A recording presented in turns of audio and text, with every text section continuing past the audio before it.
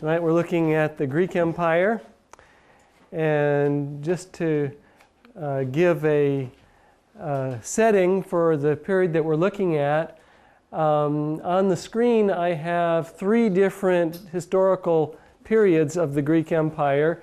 The Archaic period is back in the time of Homer and the beginnings of what became later classical Greece. But that's when the Olympic Games began, the city-states that formed Greece were formed. This was a time, there was no empire of Greece to speak of. It was simply independent city-states put together in this Greek peninsula, as well as the islands. And there was even quite a bit of trade and commerce going out to other areas. And the second period is the classical period, which we usually begin that at the end of the Persian Wars. Now, last night we talked about the wars where Xerxes was one who came and did trying to conquer the Greek islands and so forth, but he failed. And so those Persian wars are dated 490 and 480 BC. And right after that, we come into the classical period. This is the high time of Athens, you know, the golden era of Athens. This is the time when democracy is settling in as really the biggest factor, which would become later a feature of much of the West. It really kind of started there in Athens.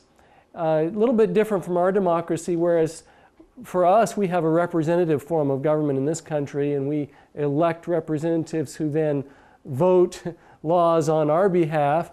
But in ancient Athens, every citizen had a vote on different policies and things. Also, this was the time of the great philosophers, Socrates and Plato and Aristotle. So that period of classical history lasted only a little more than 150 years. And then we come to the time of Alexander the Great, which changes everything into the Greek Empire. And we move rapidly into the Hellenistic period. So the period that we'll be looking at tonight is not either one of these first periods, because, like I said, there was no empire during that time. There was no Greek Empire. So we're going to start here with Alexander the Great, and the Hellenistic period is what we're looking at. So to give you a little bit of the geography, this was a huge empire. Alexander is from Macedonia. His father was Philip II, who really brought Macedonia into a independent kingdom by itself. You see, each of the Greek city-states, they weren't all merged together as one empire, and so Philip was the one who kind of brought power to Macedonia, which was the first of those Greek states to really become anything big. And his attempt was to try to unite all of Greece together. But Alexander, who followed him, actually Alexander was a student of Aristotle. Aristotle was his private tutor. And Alexander was trained in warfare by his father and so forth, and he became a mighty general. And so as we look at this map, I can't see the dates on there. 334, it looks like, was when Alexander began his push to the west into Asia. And he came down here along the Asia Minor coast, and by 333 he had this battle where he conquered Syria, and then he moved south into Egypt. He stopped off in Judea and Jerusalem and made friends with the Jews there. He went down into Egypt, established Alexandria, and took Egypt under his empire as it was rapidly growing. And then he moved over here into this area, up into Assyria. And this battle right here in this place called Gaugamela, we usually call it the Battle of Arbela. This was in the year 331. This was the decisive battle where he was fighting against Darius III of Persia and defeated Darius. He had already defeated him in previous battles. And Darius fled. In the same year, 331, he moves down into Babylon, takes Babylon.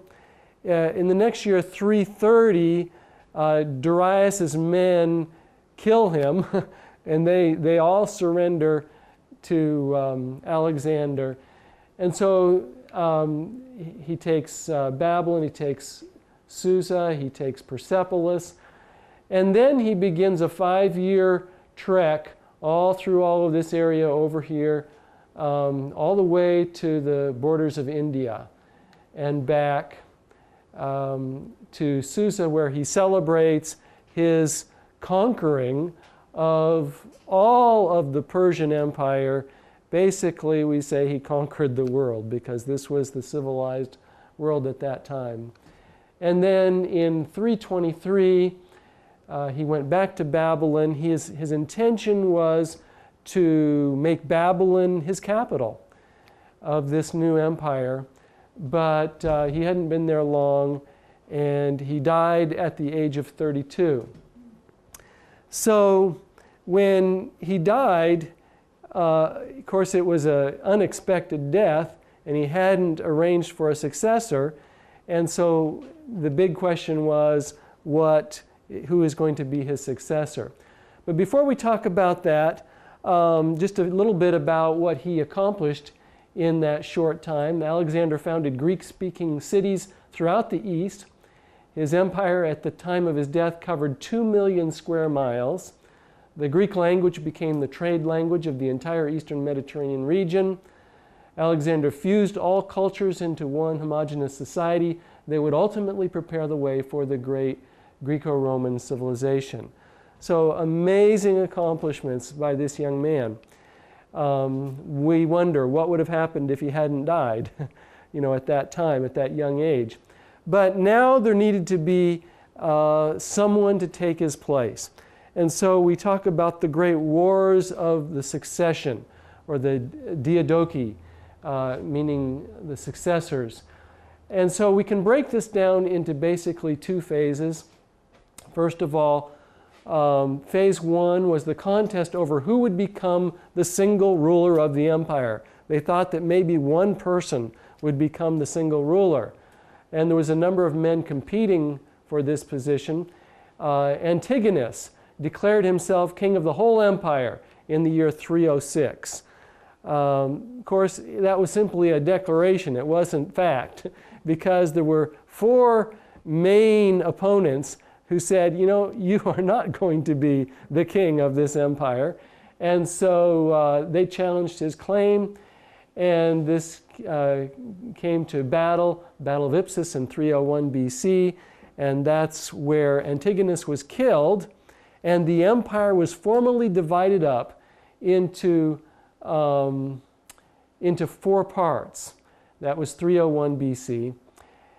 Which brings us to phase 2 of this Hellenistic period. And from 301 BC onward, we have now a formally divided empire into 4 parts. Macedonia, which if we go to let's go to this picture here. Macedonia is where Alexander had come from originally. That came under the control of Cassander. These are each generals of Alexander. Thrace and Asia Minor, which this is Thrace right there, and Asia Minor, this part here, went under the general Lysimachus.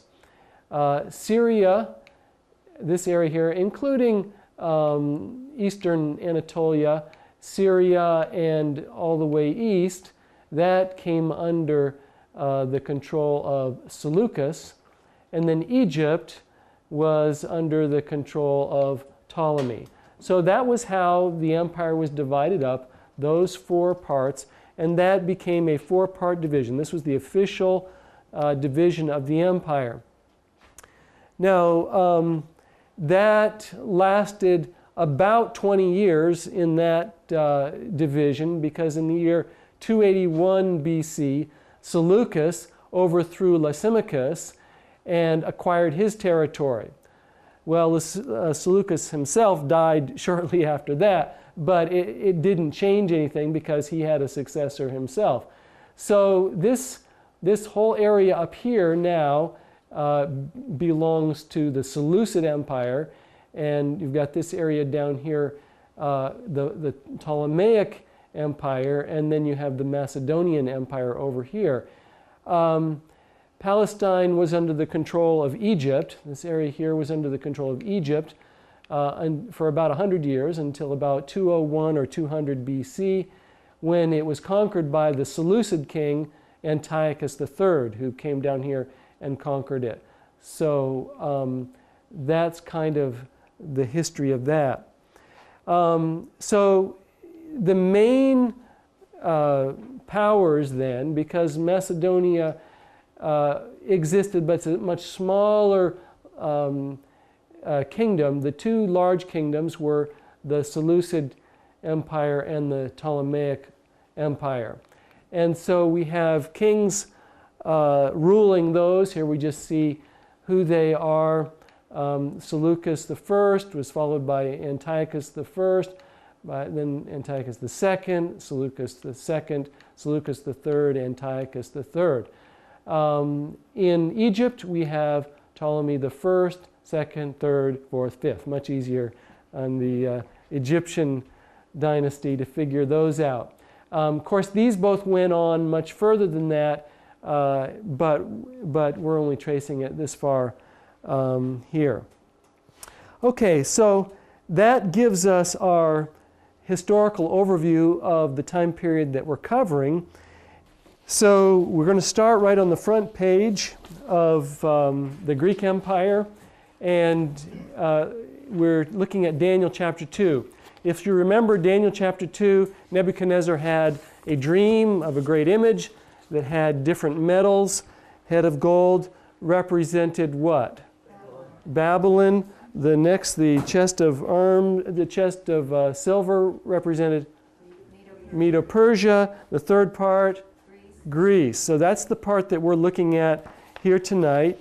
And it says here in Daniel chapter 2 and verse 32, his belly and thighs of brass.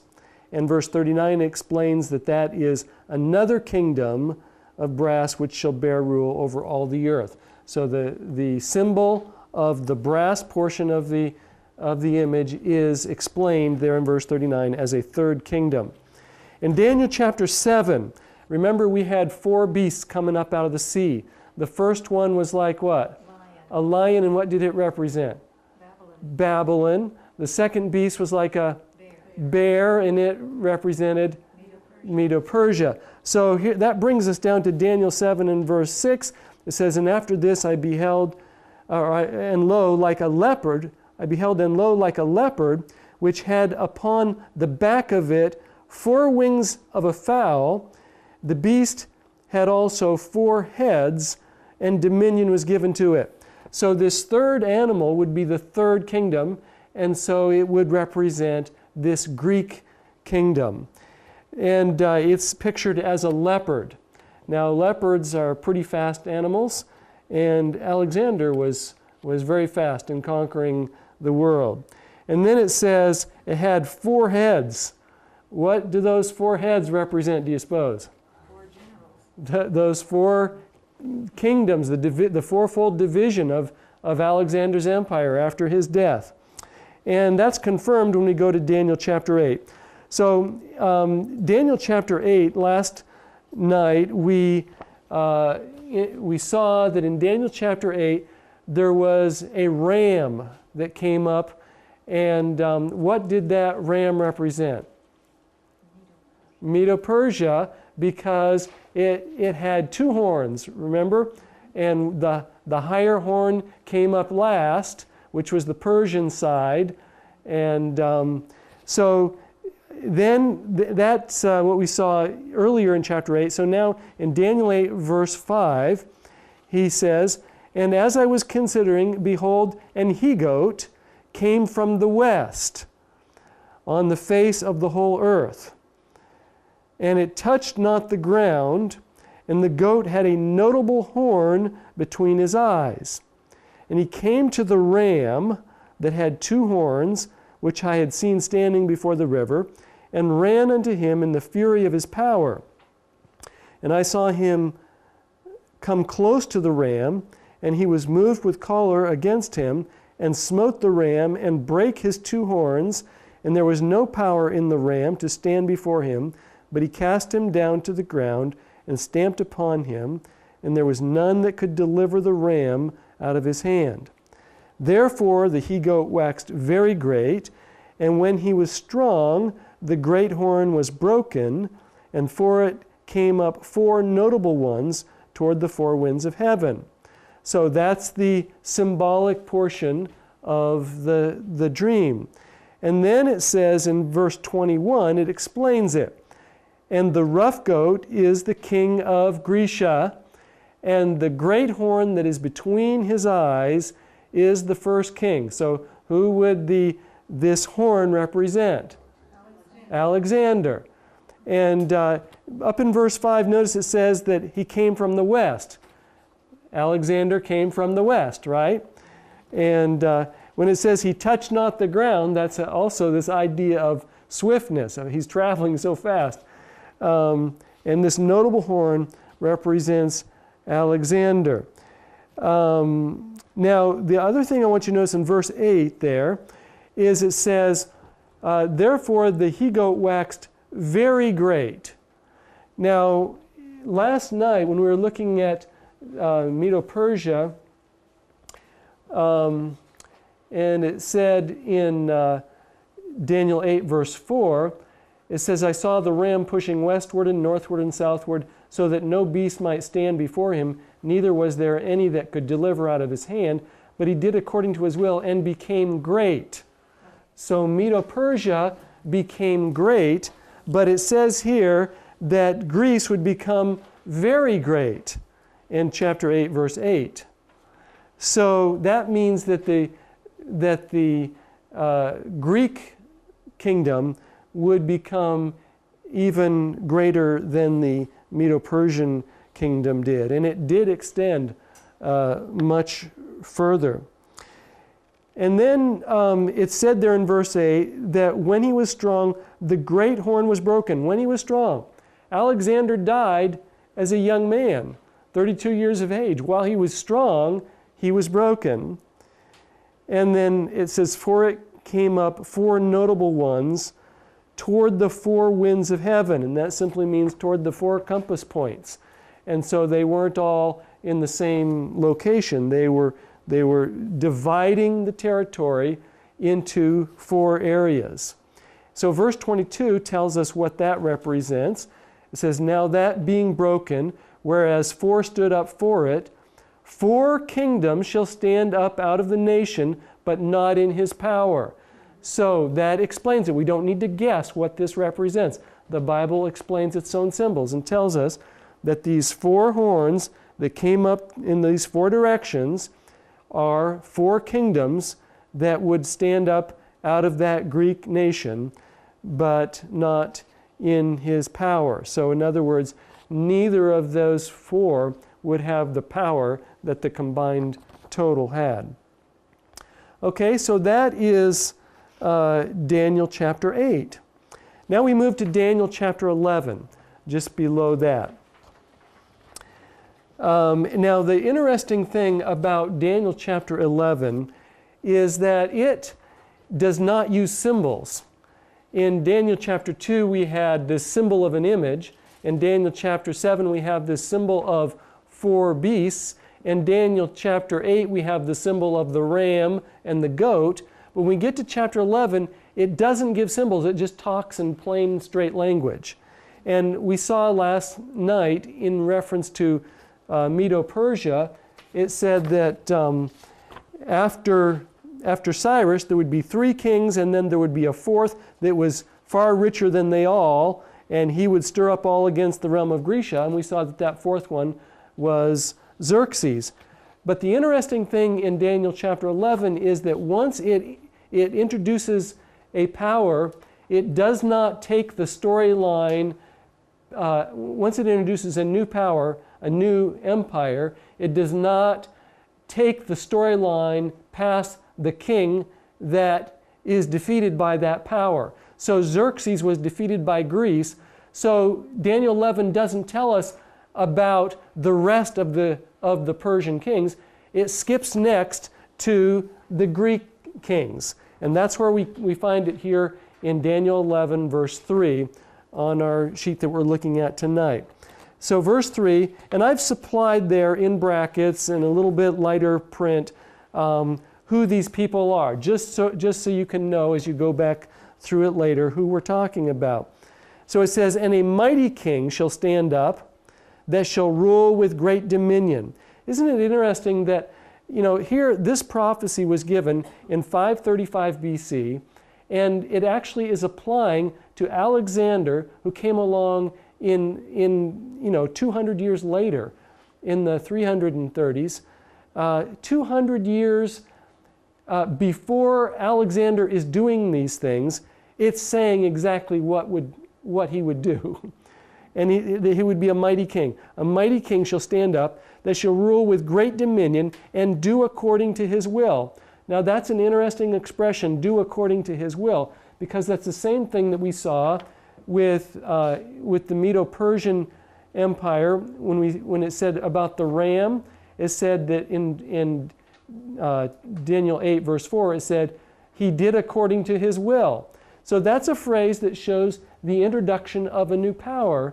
And so, in other words, he's not hampered by anybody else. There's nobody restraining him. He can do whatever he wants, and that's exactly what Alexander did. He didn't lose a battle. Everywhere he went, he conquered.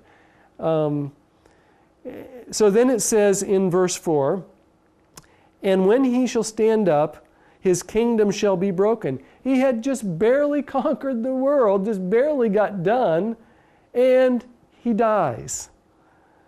His kingdom shall be broken and shall be divided toward the 4 winds of heaven. Notice how each chapter is more explicit than the one before, explaining it out so you don't have to have any question as to what this is talking about. His kingdom shall be broken and shall be divided toward the 4 winds of heaven, and not to his posterity. He had a little son that could have potentially eventually become king, but the son did not survive to adulthood. He was killed, and so those who did take over the portions of the kingdom were not his posterity. So not to his posterity, nor according to his dominion which he ruled. For his kingdom shall be plucked up even for others beside those. So now the next several verses are going to be talking about these, the kings of the south and the kings of the north. Now the kings of the south, remember, are the Egyptian kings, the pharaohs or and the Ptolemies. Pharaoh was the old Egypt name, and some of these people like to call themselves Pharaoh. But their Greek name, dynasty name, was Ptolemy. And the kings of the north that we'll be talking about would be the Seleucid kings, the kings of Syria.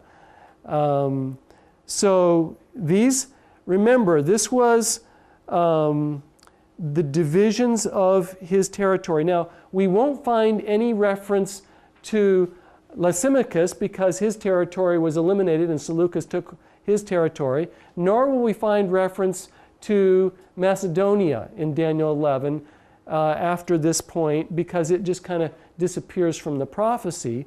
So we're focusing only now on the Seleucid and the Ptolemaic kings. So verse 5, the king of the south, and I've supplied the names there, that would be Ptolemy I Soter, shall be strong, and one of his princes, and actually this Seleucus the first, notice that Seleucus does not come into his kingdom until 312, but Ptolemy started in 323. So there's a number of years there when Ptolemy is in power before Seleucus gains his kingdom. What was he doing? Well, he was one of the princes of Ptolemy's. He actually was one of his generals. So the king of the south shall be strong, and one of his princes, and he, talking about the latter person mentioned there, Seleucus, shall be strong above him. So Seleucus would end up becoming more powerful than Ptolemy. And have dominion. His dominion shall be a great dominion. In fact, the Seleucid dynasty became the largest, the Seleucid kingdom became the largest of the four divisions of Alexander's empire. Verse 6, and in the end of years they shall join themselves together, for the king's daughter, that is Ptolemy II's daughter, Bernice, of the south, shall come to the king of the north, who is now Antiochus II. So we're down here. To make an agreement, but she shall not retain the power of the arm, neither shall he stand nor his arm, but she shall be given up, and they that brought her, and he that begat her, and he that strengthened her in these times. And we're not going to go through all of the historical details. You can actually find all of this stuff if you find history books or go online and look it all up. You can find all of the intrigues of all of these. I mean, it was kind of a mess, just like most royal stories are. And then it says in verse 7, but out of a branch of her roots shall one Ptolemy III stand up in his estate, which shall come with an army and shall enter into the fortress of the king of the north. So that is Ptolemy III comes to fight against Seleucus II. Then it says, and shall deal against them and shall prevail. Verse 8, and shall also carry captives into Egypt, their gods, with their princes, and with their precious vessels of silver and of gold. And he, Ptolemy III, shall continue more years than the king of the north. Now, if you look at the map, so we want Ptolemy III to actually continue more years than Seleucus II. And so Ptolemy III reigned until 221. Seleucus II reigned till 225. So Ptolemy III reigned 4 years longer than Seleucus II.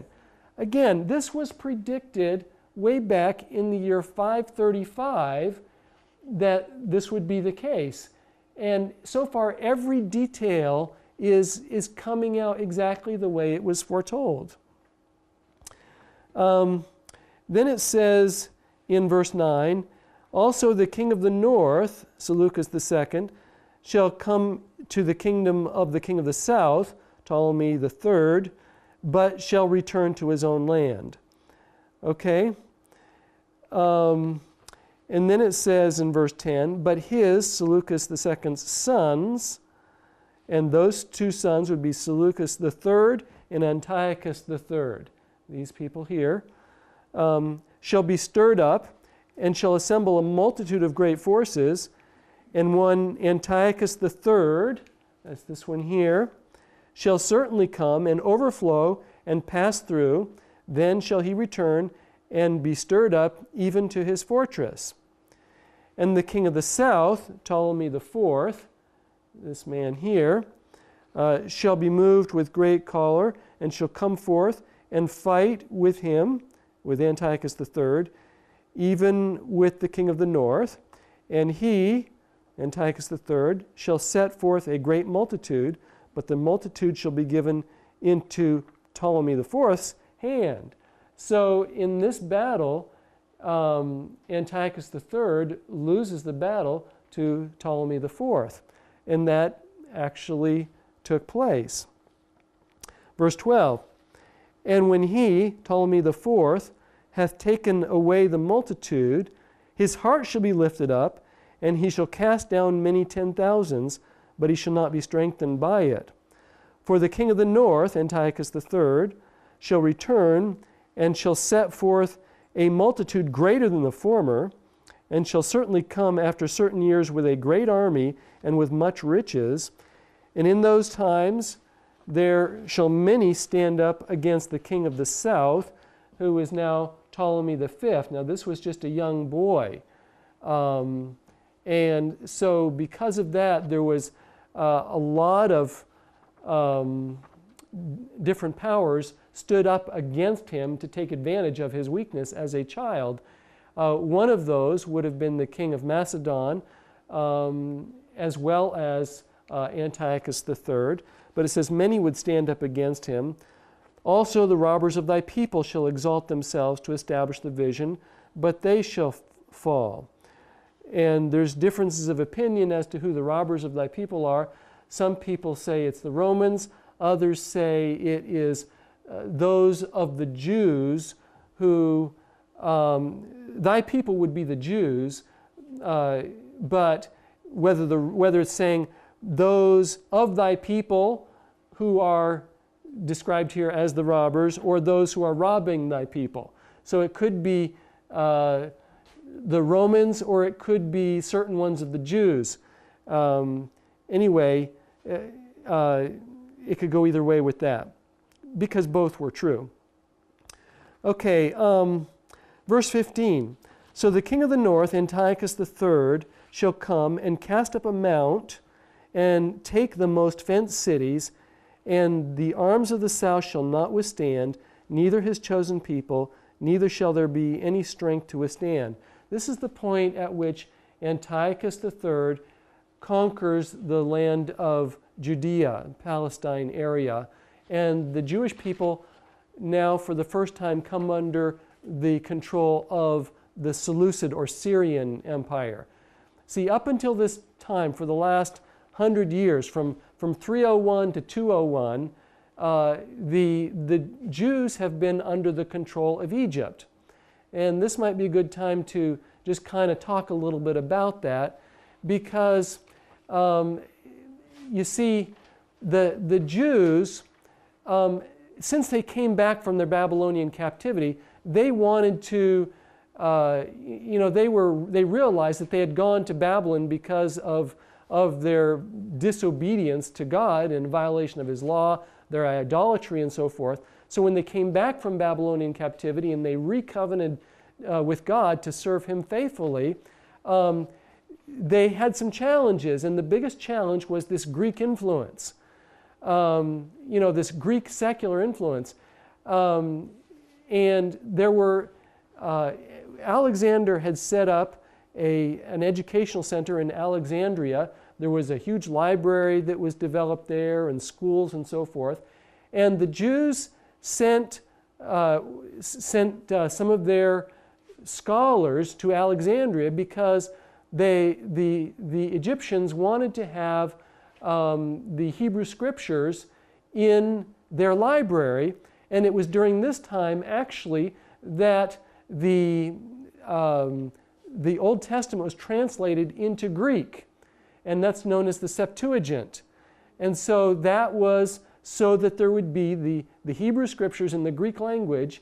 That you see, all of these areas that were conquered, Greek was the main language, and including in Egypt at the time, in Alexandria. And so, but the other thing that started happening was the Greeks from Alexandria sent people to Jerusalem and Judea to kind of educate those people, the Jews. And so this was the time when Greek influence started coming into the Jewish schools.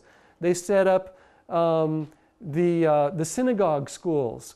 And so a lot of the young Jewish people were starting to have these Greek ideas, and liberalism started coming into their religion. And it took a lot to try to resist this incoming Greek influence into the Jewish culture. But now what takes place when Antiochus comes and drives the Egyptians out, he comes in. He himself was treated the Jews quite well, but his son, Antiochus IV, did not. He goes in there, and instead of just influencing the Jews subtly to become like the Greeks, he wanted to force the Jews to become like the Greeks. And so he came in and he abolished the sacrifices in the temple. He brought in pigs to be sacrificed. He desecrated the temple and he forbade the worship of the true God. He did a terrible thing in forcing the Jews, trying to make them idolaters.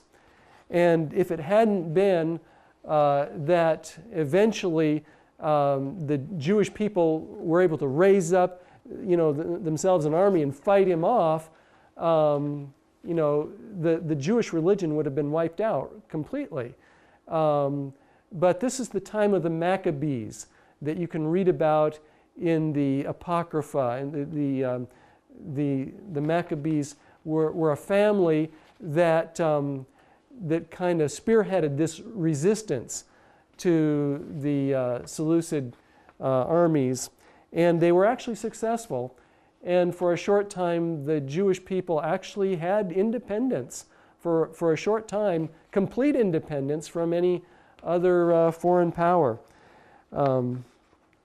Okay, so back here to Daniel 11, verse 17.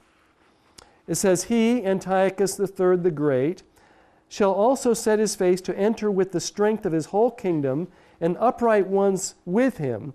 Thus shall he do, and he, Antiochus III the Great, shall give him, Ptolemy V, the daughter of women, corrupting her, but she shall not stand on his, Alexander's side, neither before him."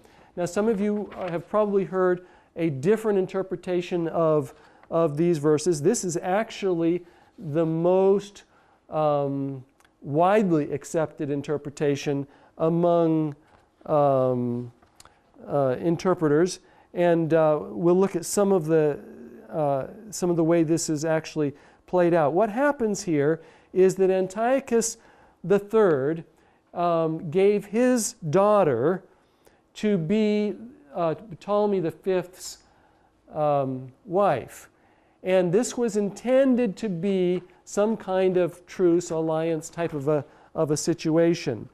But it actually backfired for Antiochus, and because she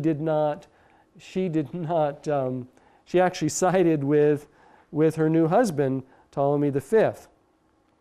Then it says in verse 18, "After this shall he, Antiochus III the Great, turn his face unto the isles." And so what he did here was he actually decided to go back and take over the Greek lands that had belonged to Lysimachus, that Seleucus I had conquered from Lysimachus. And so he goes and turns his face unto the Greek Isles in an attempt to he would have eventually tried to take over the whole Greek peninsula. And it says, "shall take many," but it says, "but a prince, Lucius Cornelius Scipio, at the battle of Magnesia, for his own behalf shall cause the reproach offered by him to cease. Without his own reproach he shall cause it to turn upon him. So what happens here is the Romans come into the picture, and the Romans saw the advances that Antiochus was making in Europe here, and so the Romans come in and defeat him, and he flees back over here to Ephesus, and then the Romans follow him, and in the year 190 BC, there is this battle of Magnesia, and Antiochus and his forces are completely defeated there. And this was the decisive battle that really put the Romans in power over the Seleucid Empire. And so if you want to look on the back page here, it tells a little bit about this. Under where it says transition point, the third